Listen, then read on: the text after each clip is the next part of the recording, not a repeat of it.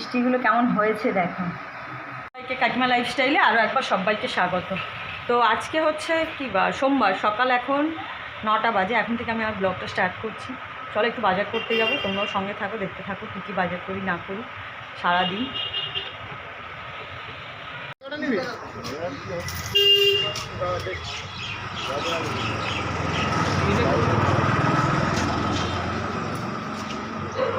আর বাজার থেকে আমি মাছ নিয়ে চলে এসেছি, এখানে রান্না বসিয়ে দিয়েছি, শাক ভাজা, মাছের ঝোল করব আজকে। এমনি বললাম শরীরটা ভালো নেই, তো এই রান্না করব, আর কিছু না। আর গাটি কচু নিয়ে এসেছি, গাটি কচু দিয়ে মাছ করব।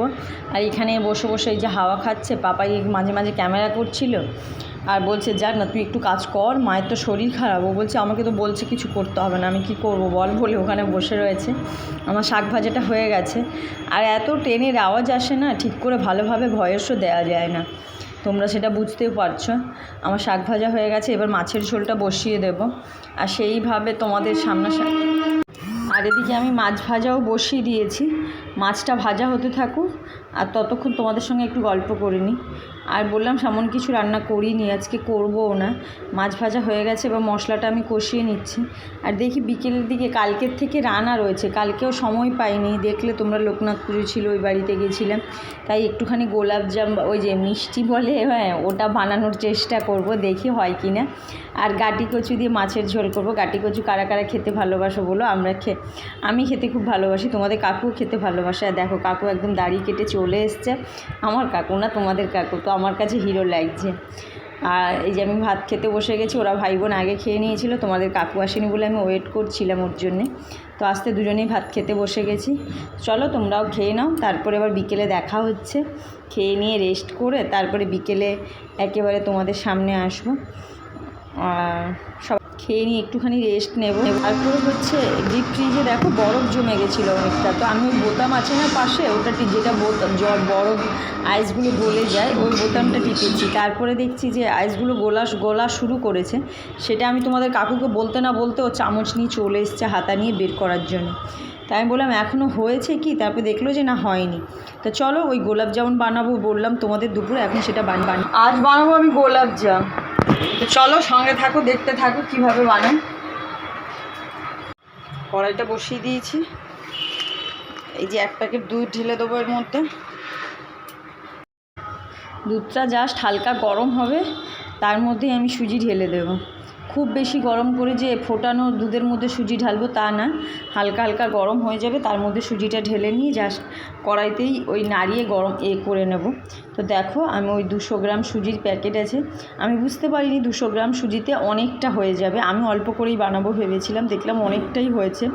লাস্টে সাদা তেল নিয়ে আসতে হয়েছিল, তারপর দেখলে তেল কম ছিল বলে আমি কড়াইতে কম কম করে ভাজছিলাম। আর এদিকে আমি যে সুজিটা ভাজতে কোনোদিনও আমি আগে করিনি, এই ফার্স্টবার ট্রাই করছি, ভালো হলে নিশ্চয়ই আবার বানাবো। তো এর আগে একবার রসগোল্লা করেছিলাম, সে লকডাউনের সময়। হ্যাঁ, তো আমি এখানে চিনি শিরাটা বানিয়ে নেব। আমি 1.5 কাপ চিনি নিয়েছি, 3 কাপ জল নিয়েছি, তার মধ্যে দেখলাম শিরা কম পড়েছে, চিনি শিরা আবার বানাতে হয়েছে পরে, তো সেটা তোমাদের দেখানো হয়নি। আর এদিকে দেখো আমি ওটা নেড়ে সব হয়ে গেছে, তাই একটু কড়াইতে রেখেছি, ঠান্ডা হলে নামিয়ে ওটাকে ভালো করে মাখতে হবে, খাওয়ার সোডা দিতে হবে। আর হচ্ছে গুঁড়ো দুধ, আমল দুধের প্যাকেট নিয়ে এসে রেখেছি, তো আমল দুধ দিয়ে ওটাকে মেখে আর একটু অল্প করে এলাচের গুঁড়ো ছিল সেটাকে আমি দিয়ে দিলাম ওই চিনি শিরার মধ্যে, যেতে ভালো একটু সুন্দর গন্ধ ছাড়ে। আর আমি দেখো ওই কাঁসের থালার মধ্যে নিয়ে নিচ্ছি, দেখলাম তখনও বেশ ভালো গরম আছে, তার জন্যে আমি হাত দিয়ে নিতে পারছিলাম না, তো ওটাকে বের করে নিয়ে। আর আমি জানি না কার কীভাবে বানায়, আমি দেখলাম এইভাবে ট্রাই করলাম, ভালোই হয়েছে, খারাপ হয়নি। ফার্স্টবার বলে একটুখানি ফেটে গেছিলো, তোমরাও বাড়িতে বানিয়ে ট্রাই করে দেখো, খেয়ে নিশ্চয়ই ভালো লাগবে। তো আমি এদিকে এটা মাখছি, ওটার মধ্যে একটু ঠান্ডা ঠান্ডা প্রায় হয়ে এসছে, যেতে আমার হাত সহ্য গরম আছে, তার মধ্যে আমি মেখে নেব। এই যে একটু খাওয়ার সোডা দিলাম, এবার উপর থেকে একটু দুধ ওই আমল দুধের গুঁড়ো ছড়িয়ে ওটাকে ভালো করে চেপে চেপে মাখতে হবে। আর হচ্ছে মিষ্টি জানো তো আমি রাবড়িও বানাতে পারি, তো আমি একবার বানিয়েছিলাম বাড়িতে লকডাউনের সময়, অনেক মিষ্টি আমরা ট্রাই করেছি সবাই। তখন তো বাড়িতে সবাই বসা, কি খাওয়া হবে, 4 টাইম কি বানাবো এরম ভাবতাম। তো ওদিকে চিনির শিরাটা আমার রেডি হয়ে গেছে, জাস্ট আমি ওটাকে বাটিতে ঢেলে রাখলাম। ওই পাত্রের মধ্যে রাখবো মিষ্টিগুলো, তাই আমি ওর মধ্যে ঢেলে রাখলাম। দেখো কিছুটা দিয়ে আমি মেখে নিয়েছি, তার মধ্যে আবার একটা দিয়ে মাখছি। তো একবারে যদি দিয়ে মাখতাম না তো ডালা ডালা পেকে যেত, তাই অল্প অল্প দিচ্ছি আর পুরোটা করে মেখে নিয়েছি। দেখলাম ভালো মিশে যাচ্ছে, খারাপ নয়। আর লাস্টে আমি একটুখানি ঘি দিয়ে ওই মিষ্টিগুলো লাড্ডু বানিয়ে রাখতে হবে, নাহলে যদি ফেটে যায়। কিন্তু দেখলাম অবশেষে অল্প অল্প ফেটেই ছিল, কিন্তু তাতে কোনো সমস্যা হয়নি, ভালোই হয়েছে মিষ্টিগুলো। আমরা তোমাদের দিদিভাই তো খেয়েই বললো যে পুরো দোকানের মতো মিষ্টি লাগছে। আর লকডাউনের সময় অনেক কিছু ট্রাই করেছিলাম, শিখেও গেছি লকডাউনে। হ্যাঁ, লকডাউন যেমন মানুষের খারাপ ছিল, ভালোর দিকও ছিল কি, হ্যাঁ বাড়িতে বসে সবার হয়তো ব্যাংকে জমানো টাকা খরচা হয়েছে, আবার অনেকের অনেক কিছু ভালোও হয়েছে। হ্যাঁ, তো ভালো বলতে খারাপের মধ্যেও যে ভালো, মানে আমরা হচ্ছে খারাপের মধ্যেও ভালোটা খুঁজতে যাই, নাহলে মানুষে কী করে বাঁচবে বলুন।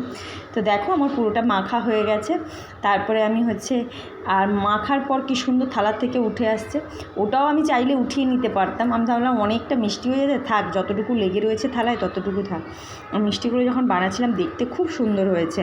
দেখো তোমরা, আমি প্রথমে ভাবলাম একটু লাড্ডু কেটে নিই, তারপর ওগুলোকে গোল গোল করবো। আর যেগুলো একটু বড়ো সাইজের কেটেছি ওগুলোকে লম্বা ল্যাংচা বানাবো। হ্যাঁ, তো ল্যাংচা ছেলে মেয়ে দুজনেই খেতে ভালোবাসো, সবাই খেতে ভালোবাসো তোমরা।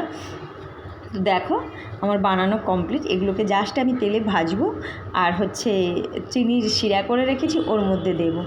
তো সবাই সঙ্গে থাকো, দেখো তোমরাও একদিন বাড়িতে ট্রাই করে বানিয়ে দেখো, খেতে খুব ভালো লাগবে। আর আমি দেখলাম 200 গ্রামেতে অনেকগুলো মিষ্টি হয়েছে। আমি তো তাও অনেকটু বড়ো সাইজের বানিয়েছি, ওগুলো ফুলে পরের দিন আরও বড় হয়ে গেছে।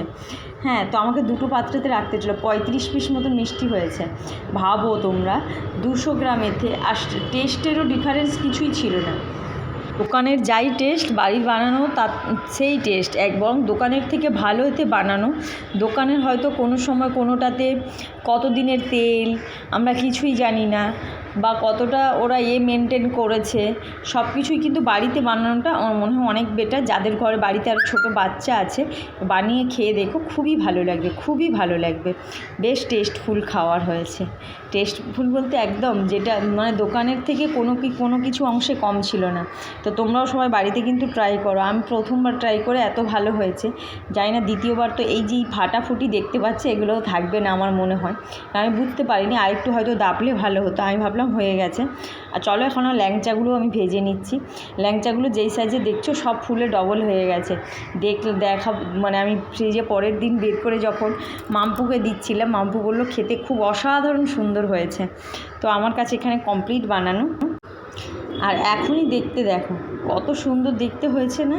তা আমি পাপাইকে আর তোমাদের কাকুকে দিলাম। তোমাদের কাকু খেয়ে তো বলছে খুব ভালো হয়েছে, পাপাইও খেয়ে বলছে খুবই ভালো হয়েছে। পরের দিন নাকি আরও দ্বিগুণ টেস্ট লাগছে, মাম্পু যেটা বললো।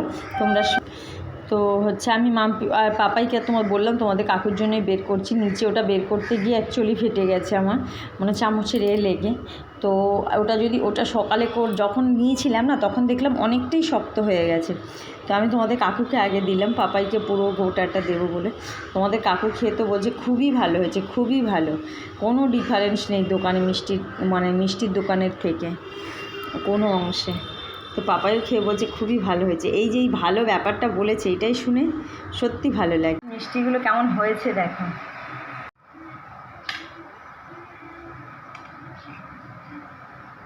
কেমন হয়েছে মা, খেয়ে বলো এবার তুমি। জাস্ট ভেতরটা দেখো, একটা ভেতরটা দেখাবো না? ওয়াও,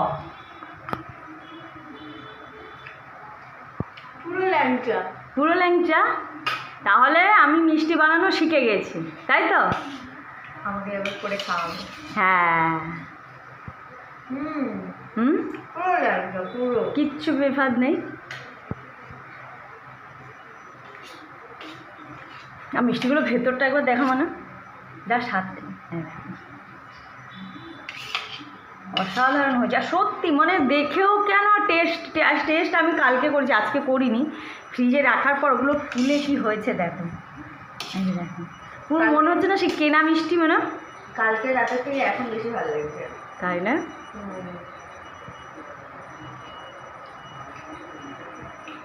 সারাদিন যা যা করলাম দেখালাম, আর মিষ্টি বানিয়েছি। কেমন বানিয়েছি?